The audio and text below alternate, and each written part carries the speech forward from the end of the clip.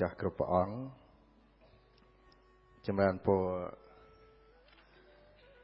លោកបណ្ឌិតបុនកំងួននិងលោកស្រីខួនហ្វ្រង់តារាអេដាមវេជ្ជរីវុឌ្ឍ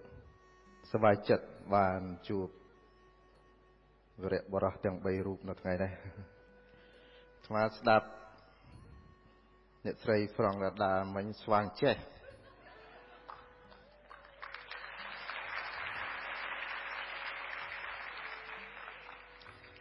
ស្ដាប់បណ្ដើចោលភ្នែកទៅក្រោយបណ្ដើហើយ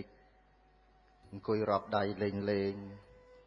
ឃើញអ្នកដេកនៅខាងក្រោយនោះច្រើនអាហ្នឹងយើងមិនតន់រាប់បញ្ចូលទាំងអ្នកដែលស្ងាផងក្មួយទាំងអស់ជាទីស្រឡាញ់សូមកុំរស់នៅជាមួយនឹងភាពងងុយនេះអីឥឡូវរស់នៅជាមួយវាគ្មិនទៅមើល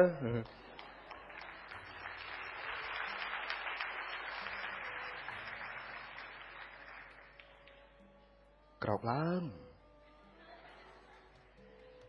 ជីវិតមិនចាំយើងទេ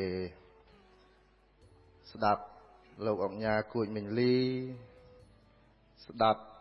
អ្នកស្រីហ្វ្រង់រ៉ាដាជាជីវិតមួយដ៏គួរឲ្យជាទីចាប់អារម្មណ៍ហើយអាចយកជាមេរៀនបានប្រគល់ណាម្ចាស់មានព្រះអង្គណាបញ្ជួនលើសពី30អីក្នុងនេះអត់មានទេប៉ិនប្រភ័ក្រមួយអង្គដូចចង់45ហ្មងមិនចឹង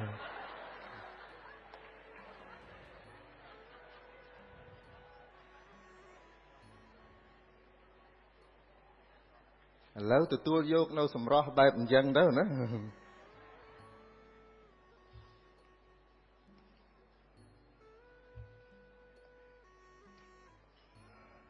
អាដាមលោកស្រីស្ដាប់លោកគួយមិញលីស្ដាប់អ្នកស្រីហ្វ្រង់តាដាជីវិតរុញច្រានឲ្យពួកយើងคลายទៅជាមនុស្សដែលទទួលជោគជ័យ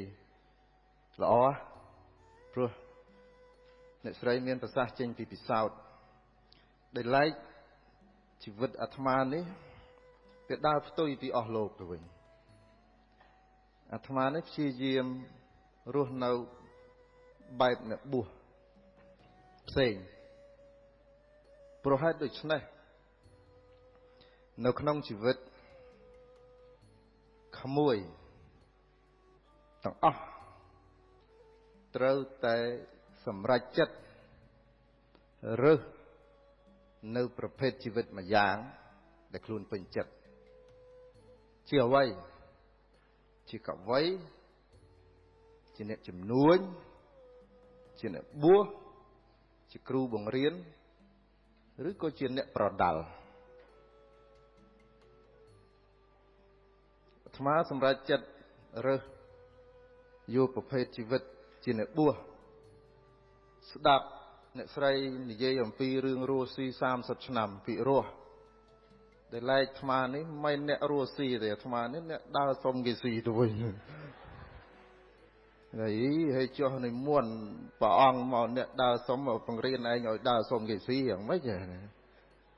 សំទោសពាក្យនេះពាក្យបុរាណតែវាពិតអាត្មាប្រពុតជាម្ចាស់មកឲ្យរស់ស៊ីទេប៉ុន្តែឲ្យដើរបិណ្ឌបាតថ្ងៃមួយបួសយូរហើយតាំងពី91មកនោះហើយចូលចិត្តបិណ្ឌបាតបិណ្ឌចុងសប្តាហ៍កណាទៅបិណ្ឌហើយប្រហែលជា3ខែមុនទៅបិណ្ឌបាតនៅម្ដុំផ្សារកដាលឈួរបិណ្ឌចិត្តនឹងអ្នកប្រហែលជាពួកគាត់អ្នករត់ម៉ូតូដប់ក៏មិនដឹងអ្នកស្អីអាត្មាមិនដឹងដែរទេគាត់អង្គុយជុំគ្នាឈួរចិត្តគាត់ញោមគាត់និមន្តហើយមានបរិះម្នាក់បាននិយាយថាយើងរត់ម៉ូតូមកព្រឹកបានយ៉ាងច្រើន 5000 10000យើងឃើញព្រះអង្គឈួរតែ3នាទីមួយអង្គ500ទៅផ្ទះមួយទៀត 500ចុះ510ដងប្រមាណហើយអាត្មាវាលឺពាក្យហ្នឹង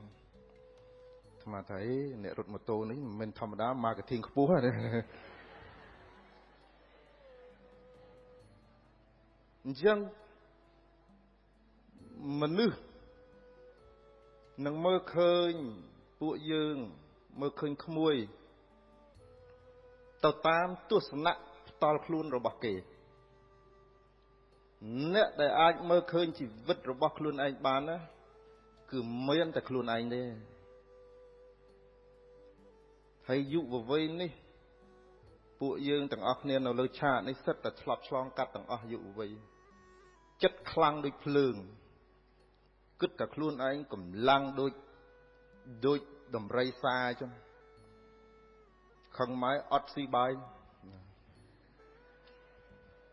អត់បានតែមួយពេលទេអត់ពីរពេលហ្នឹងហើយដាច់ខ្យល់តែឥឡូវហ្នឹងហើយយើងធ្លាប់ឆ្លងកាត់ពួកយើងនៅលើឆាកនេះយើងធ្លាប់ឆ្លងកាត់កាលពី20 30ឆ្នាំមុនជីវិតអាត្មាមិនហ៊ានបង្រៀនក្មួយទេគាត់តែចែករំលែកខ្លីឯងហើយ